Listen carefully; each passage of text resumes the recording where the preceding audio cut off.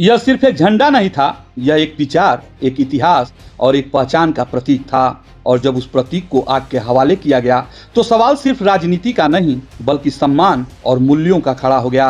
गोरखपुर से उठी आवाज अब एक बड़े सियासी तूफान का संकेत दे रही है। समाजवादी पार्टी के वरिष्ठ नेता अंशुमान सिंह ने इस पूरे विवाद पर जो कहा वो सिर्फ प्रतिक्रिया नहीं बल्कि एक सीधा आरोप है, एक गंभीर सवाल है।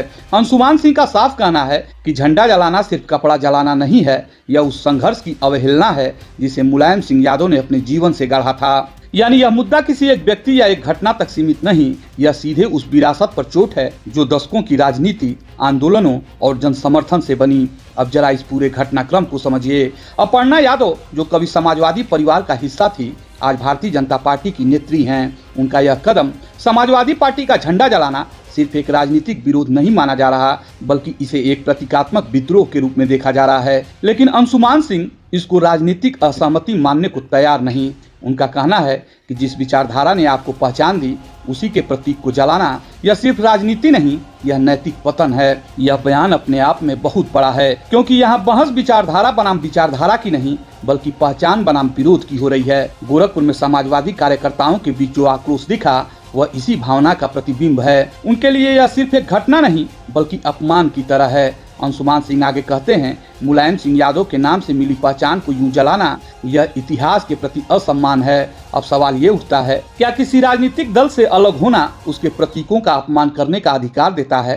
क्या वैचारिक मतभेद इतने गहरे हो सकते हैं कि वे सम्मान की सीमाएं तोड़ दें? और सबसे बड़ा सवाल, क्या यह घटना आने वाले समय में राजनीति के स्तर को और नीचे ले जाएगी? अंशुमान सिंह का रुख यहाँ पूरी तरह स्पष्ट है। वे इसे सिर्फ एक एक्शन नहीं बल्कि एक मैसेज मानते हैं और वह मैसेज खतरनाक है। उनके शब्दों में, अगर राजनीति में असहमति का तरीका यही होगा तो फिर संवाद की जगह टकराव ही बचेगा। यानी यह चेतावनी है सिर्फ एक पार्टी के लिए नहीं बल्कि पूरे राजनीतिक तंत्र के लिए। अर्पणा यादव बिष्ट ने समाजवादी पार्टी के झंडे को जलाकर ये बहुत ही एक घृणित कार्य किया है।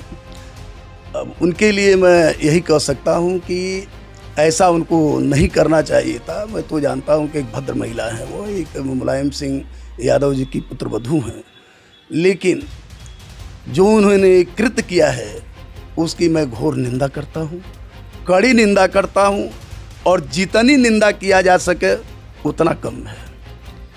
विश्व के इतिहास में अगर किसी ऐसे व्यक्तियों की गणना की जाए, गिनती की जाए, जिसने जो है शोषित, दलित, वंचित, किसान, नौजवान के जीवन स्तर को उठाने के उद्देश्य से जीवन भर संघर्ष के क्षण में संघर्ष करते हुए अपना जीवन त्यागा, उस मुलायम सिंह यादव जी की पुत्रवधू होकर जिस तिरंगे में मुलायम सिंह यादव जी ने अपना जीवन त्यागा, उनका अंतिम संस्कार हुआ, जिस पार्टी में अर्पणा यादव जी हैं उस पार्टी के वर्तमान प्रधानमंत्री नरेंद्र मोदी जी जिनको सैल्यूट किया था, उन्होंने कहा था कि अब फिर मुलायम सिंह यादव पैदा नहीं होंगे। ऐसे महान व्यक्तित्व, ऐसे महापुरुष के ऊपर टिप्पणी करके इनकी राजनीतिक महत्वाकांक्षा ही नहीं बल्कि इनकी राजनीतिक चाल ही नहीं बल्कि इन्होंने उनके त्याग, संघर्ष, सेवा एवं बलिदान का अपमान किया है। गोरखपुर में इस बयान के बाद माहौल गर्म है। समाजवादी कार्यकर्ता इसे गंभीर अपमान मानते हुए कड़ी प्रतिक्रिया की मांग कर रहे हैं। लेकिन इस पूरे विवाद में एक और परत है। अपर्णा यादव का यह कदम क्या सिर्फ व्यक्तिगत निर्णय था या इसके पीछे कोई बड़ी राजनीतिक रणनीति है? इस पर अंशुमान सिंह सीधे तो कुछ नहीं कहते, लेकिन उनका इशारा साफ है। यह सब सोचा समझा कदम लगता है जो समाज में विभाजन की भावना को बढ़ा सकता है। अब बहस और गहरी हो जाती है क्योंकि अगर यह सिर्फ एक प्रतीकात्मक विरोध नहीं बल्कि संदेश देने की राजनीति है तो इसके असर दूर तक जाएंगे। और यही वजह है कि अंशुमान सिंह बार बार विचारधारा और सम्मान की बात कर रहे हैं। उनके लिए यह लड़ाई सिर्फ एक झंडे की नहीं बल्कि उस सोच की है जो राजनीति को गरिमा देती है। अंत में उनका एक वाक्य इस पूरे विवाद का सार बन जाता है, विरोध कीजिए, असहमति रखिए, लेकिन अपने जड़ों को जलाकर कोई मजबूत नहीं बनता।